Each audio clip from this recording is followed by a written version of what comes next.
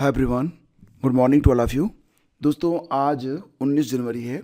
LT gate की परीक्षा जो कि 17 और 18 जनवरी को होनी थी, फिलहाल परीक्षा तो अब पूरी हो चुकी है और अब जो अगली डेट है वो 24 और 25 जनवरी है। तो 24 जनवरी को पहली शिफ्ट में आपका कला का पेपर होगा, सेकेंड शिफ्ट कृषि उद्यान कर्म का, और उर्दू का पेपर ये 25 जनवरी को पहली सुबह, और संगीत ये अंतिम पेपर होगा। अभी कंप्यूटर के लिए जो डेट है वो आई नहीं है, बिकॉज ऑफ आप जानते ही हैं कि कंप्यूटर विषय में बीएड को लेकर फ़िलहाल मामला कोर्ट में चल रहा है और कोर्ट से जब तक कोई डिसीजन आता नहीं है तब तक कंप्यूटर के बारे में कुछ कहा नहीं जा सकता है। लेकिन दोस्तों, अगर हम बात करें जीएस के बारे में, तो जीएस को लेकर जो बच्चे हैं, अब बच्चे तो नहीं हैं, हमारे समकक्ष ही हैं, लेकिन उनका जो अनुभव है वो खट्टा मीठा सा रहा, यानी कि अलग अलग। तो क्योंकि जो अलग अलग शिफ्ट में जीएस पूछे गए, उसमें जो प्रश्न पूछे गए उनका लेवल भी अलग अलग ही रहा। और हालांकि एल टिकट में देखा जाए तो अंग्रेजी में केवल बहुत कम बच्चों ने पार्टिसिपेट किया था। केवल देखा जाए तो 53% एस्पिरेंट जो हैं वो अंग्रेजी की परीक्षा में शामिल हुए, और शारीरिक शिक्षा में 66.95%। लेकिन अगर संख्यात्मक दृष्टि से देखा जाए तो अंग्रेजी में कुल आवेदन जो हुए थे, ये परीक्षा 247 केंद्रों पर करवाई गई अंग्रेजी की परीक्षा, और इसमें आवेदन भी काफ़ी हुए थे, जबकि फिजिकल एजुकेशन की परीक्षा केवल 80 केंद्रों पर हुई थी। यानी कि आवेदक फिजिकल एजुकेशन में काफ़ी कम रहे। और एक लिहाज से देखा जाए तो जो परीक्षार्थी शामिल हुए, मतलब अंग्रेजी में कुल 1,11,264 अभ्यर्थी जो थे ये पंजीकृत थे, तो 53.50% ही शामिल हुए। और वहीं पर जो आपका फिजिकल एजुकेशन वाला पेपर था, इसमें 34,290 अभ्यर्थी जो थे वो पंजीकृत थे। तो संख्या के दृष्टि से तो लगभग समान ही देखा जाएगा, क्योंकि जिसमें ज़्यादा आवेदक थे उसमें कम अभ्यर्थी जो है प्रतिशत के हिसाब से शामिल हुए। अब दोस्तों, रही बात ये कि जो आगामी आपकी परीक्षा है, कृषि उद्यान कर्म उर्दू संगीत और कला वाले, उनको किस प्रकार से अपनी स्टडी करनी चाहिए। देखो फ्रेंड्स, अभी भी आपके पास थोड़ा सा समय तो बचा हुआ है, और इसका एक सही सदुपयोग अगर आप कर लें तो जीएस में, जैसा कि मैंने कहा था, जीएस में 100% तो कोई भी क्लियर नहीं कर सकता है। 2018 में जो पेपर आया था उसमें भी यही हालत थी कि 15 से 20 प्रश्न करने भी मुश्किल हो रहे थे। हालांकि इस बार कुछ शिफ्टों में 25 नंबर तक पहुंचा जा सकता था। हालांकि जो शिफ्टें दिसंबर में हुई थी उसमें तो जीएस आसान ही था अपेक्षाकृत। जो जीएस 18 तारीख को पूछा गया, 18 तारीख को पहली शिफ्ट में, यानी कि अंग्रेजी के साथ जो जीएस आया था, कमाल का जीएस था भाई।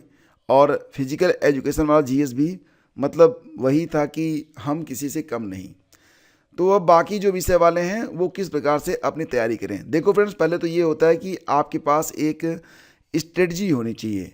और स्ट्रेटजी क्या होनी चाहिए, मैं यहाँ पर आपको बताना चाहूँगा कि लास्ट टाइम में अगर आपको रिवीजन करना है तो सबसे पहले तो आपको अपनी स्टडी को स्मार्ट करना पड़ेगा। स्मार्ट पढ़ाई करो, ज़्यादा नहीं। मतलब आप ये देख लो कि अभी तक जो सिलेबस ज़्यादा फोकस किए जा रहे हैं आपकी परीक्षा में, उसके मुताबिक ही चलो, ठीक है। आपने अभी तक आपको 4 और इसके बाद 2 6, 4 2 6 4 10 पेपर, मतलब आपको 10 सेट मिल चुके होंगे। तो ये जो 10 सेट हैं, अगर इनको आप देखोगे तो मेनली ये देखो कि ये जो 10 सेट हैं ये किस टॉपिक पर बेस्ड है। तो वो टॉपिक पकड़ो जो एग्ज़ाम में ज़्यादा आते हैं, सब पढ़ने की ज़रूरत नहीं है। दूसरी बात ये कि सिर्फ आंखों से पढ़ना, मतलब से देख देख के पढ़ोगे तो भूल जाओगे। लिख कर पढ़ो तो यह 3 गुना ज़्यादा जल्दी याद होगा और याद भी रहेगा, ठीक है। और क्योंकि समय आपके पास कम बचा हुआ है तो डेली का टारगेट आपके पास होना चाहिए। एक पेपर पर लिख दो कि आज मुझे इतना करना है। टारगेट क्लियर होगा तो टालम टोल नहीं होगी, ठीक है। मोबाइल से दूर रहो, कुछ दिनों तक मोबाइल से और तनाव से दूर रहो। जो भी चीज़ें परेशान करती हैं उनको पोस्टपोन करो, ठीक है। और रिवीजन करो, रट्टा नहीं। हर 3 दिन बाद पुराना दोहराओ, नहीं तो पढ़ा हुआ सब इवेपोरेट, वाष्पित हो जाएगा, ठीक है। तो दोस्तों, ये टिप्स लगाकर आप पढ़ाई करो। बाकी मैं आपको जो भी एग्ज़ाम पैटर्न है उसके मुताबिक कुछ मॉक टेस्ट करवाने वाला हूँ, तो जो कि बहुत ही हेल्पफुल रहेगा फॉर ऑल, सभी के लिए जिनकी अभी परीक्षाएं शेष हैं। जैसे कि जो लोग अभी GIC है, GDC है और जो LT ग्रेड की परीक्षा बची हुई है। इसके अलावा जो सेट में करवाऊँगा उससे खंड शिक्षा अधिकारी, लेखपाल भर्ती या फिर हेल्थ एजुकेशन ऑफिसर की जो बच्चे हैं उनको भी काफ़ी प्रॉफिट मिलेगा, काफ़ी फ़ायदा मिलेगा, ठीक है। और जो लोग पेड ग्रुप में हैं उनको PDF भी मिल जाती है। आपको पता ही है PDF से रिवीजन करना बहुत आसान रहता है। तो आप अगर चाहें तो ये हमारा जो GS का पेड ग्रुप है इसको आप ज्वाइन कर सकते हैं 299 देकर। आप चाहें तो इसको बचा भी सकते हैं, कोई दिक्कत वाली बात नहीं। बात आपके कैरियर का और पैसों के बीच आए तो क्या महत्वपूर्ण है, यू शुड डिसाइड। और दोस्तों आगे बढ़ें तो ये मुख्य बातें हो गई। मैंने कल सभी शिफ्टों के लिए यानी कि 1, 2, 3, 4 सभी शिफ्टों की अलग अलग आंसर की आपको प्रोवाइड करवा दी है। लेकिन आज एक मिक्स यानी कि जो आपकी चारों शिफ्टें हुई हैं, चारों शिफ्टों के जो GS के प्रश्न हैं उनको एक साथ करवाऊंगा ताकि जो बच्चे एक साथ पढ़ना चाहें तो उसको वो पढ़ सकें, ठीक है। और कुछ प्रश्न त्रुटिपूर्ण रह गए हैं, क्षमा चाहता हूँ कि त्रुटियाँ इस वजह से होती हैं कि प्रश्न ही क्लियर नहीं मिल पाता है। और एक तो ये होता है कि पेपर मतलब एक टाइम लिमिट होती है कि इसके अंदर पेपर, तो पेपर जहाँ तहाँ से मिलता है जैसे तैसे करके, तो फिर उसमें कुछ स्पष्ट दिखता नहीं है क्योंकि मतलब एग्ज़ाम के बाद एक तो घर जाने की जल्दी होती है, ऊपर से जो बच्चा होता है हो सकता है जो एस्पिरेंट हैं उनके मोबाइल फ़ोन थोड़ा सा इधर उधर हो जाते हैं, तो मतलब इमेज इतनी ब्लर हो जाती है ना कि उसको देखना बड़ा मुश्किल काम हो जाता है।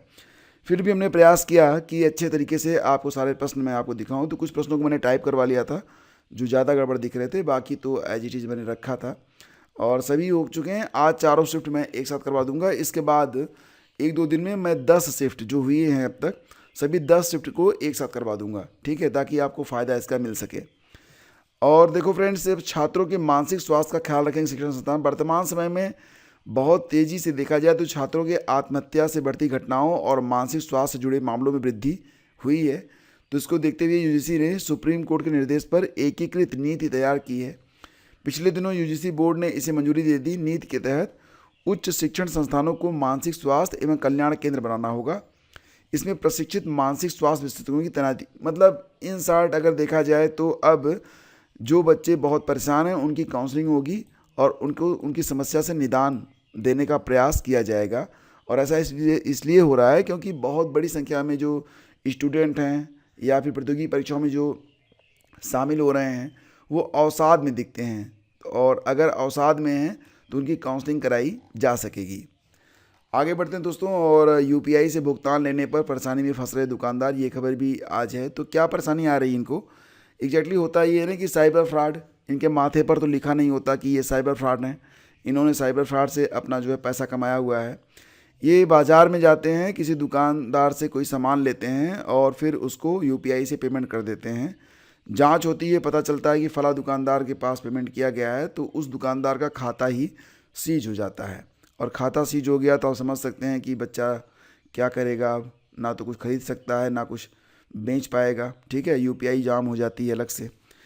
तो इसको देखते हुए दुकानदारों ने मांग की है कि जितनी राशि आपकी विवादित है उतना ही ब्लॉक करें।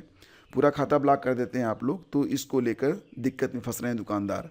और बहुत जगहों पर तो UPI लेने से मना कर रहे हैं कि UPI नहीं, करेंसी दीजिए।